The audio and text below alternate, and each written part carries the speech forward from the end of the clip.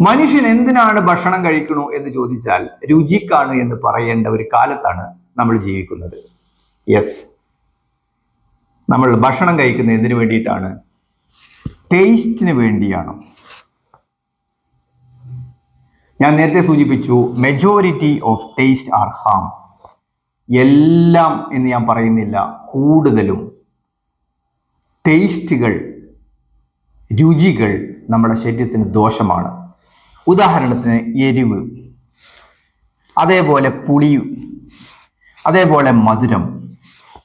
ഇത് ഗുണമാണോ ദോഷമാണോ നിങ്ങൾ തന്നെ പറയൂ.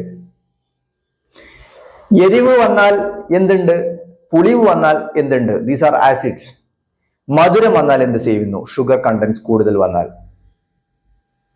അപ്പോ only taste good for habit.